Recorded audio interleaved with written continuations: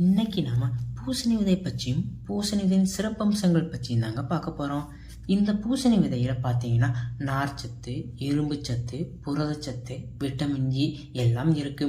அது மட்டும் இல்லை, பாஸ்பரஸ், மெக்னீசியம், தாமிரம், துத்தநாகம் இது போன்ற தாது சத்துக்களும் இருக்குங்க. நீங்கள் ஒரு 100 கிராம் பூசணி விதை சாப்பிட்டீங்கன்னா உங்களுக்கு 600 கலோரிகள் கிடைக்கும். பூசணி விதையில இருக்க ஃபைட்டோ ஈஸ்ட்ரோஜன் பார்த்தீங்கன்னா நம்ம உடம்புல இருக்க நல்ல கொலஸ்ட்ரால் அளவை அதிகரித்து கெட்ட கொலஸ்ட்ரால் அளவை குறைக்குது. அது மட்டும் இல்லை, உயர் ரத்த அழுத்தத்தையும் குறைக்குதுங்க. உடம்புல கெட்ட கொலஸ்ட்ராலும் உயர் ரத்த அழுத்தம் அதிகமாக இருந்தால் இதய நோய், மாரடைப்பு, பக்கவாதம் இது எல்லாம் வர்றதுக்கு வாய்ப்பு அதிகம். இந்த மாதிரி நோய்கள் எல்லாம் வராமல் இருக்க தினமும் கொஞ்சம் பூசணி விதை சாப்பிட்டு வந்தாலே போதும். இந்த பூசணி விதை பார்த்தீங்கன்னா இதயம் தொடர்பான எல்லா விஷயங்களையும் சரி செய்யும். இந்த பூசணி விதையில ஒமேகா 3 ஃபேட்டி ஆசிட்ஸ் இருக்கு. இது என்ன பண்ணும் அப்படின்னா மூட்டுகளின் அசைவுகளில் ஏதாவது பிரச்சனை இருந்தா அதை சரி செய்யும். முடக்குவாத பிரச்சனை சில பேர் ரொம்ப அவஸ்தைப்படுவாங்க. அப்படிப்பட்டவங்களுக்கு வர வலியை போக்குவதற்கும் முடக்குவாதத்தை குணப்படுத்துவதற்கும் இந்த பூசணி விதைகள் ரொம்ப உதவுதுங்க. அது மட்டும் இல்லாமல் இந்த பூசணி விதைகளுக்கு நம்ம மனநிலையை மேம்படுத்துகிற சக்தி இருக்கு. எப்போ பார்த்தாலும் மன இறுக்கத்திலையும் மன அழுத்தத்திலையும் இருக்கவங்க அதில் இருந்து விடுபடுவதற்கு இந்த பூசணி விதைகளை சாப்பிட்டாலே போதுங்க. இதில் இருக்க ஒமேகா 3 ஃபேட்டி ஆசிட்ஸ் இன்சுலின் சுரப்பை அதிகரித்து சர்க்கரை நோய் வராமல் தடுக்கிறதுக்கு உதவுது. ரத்தத்தில் இருக்கிற சர்க்கரை அளவை கட்டுப்படுத்துறதுனால சர்க்கரை நோய் உள்ளவங்க இதை அவசியம் எடுத்துக்கணும். வயசாக தனிமச்சத்துக்களின் குறைபாட்டால் நமது எலும்புகளின் அடர்த்தி குறைஞ்சு ஆஸ்டியோபோரோசிஸ் அப்படின்னு ஒரு நோய் வரும்.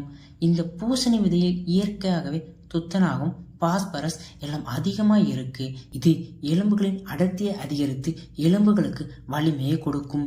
இதில் இருக்க ஃபைட்டோ கெமிக்கல்ஸ் பார்த்தீங்கன்னா புற்றுநோயை தடுக்கும்.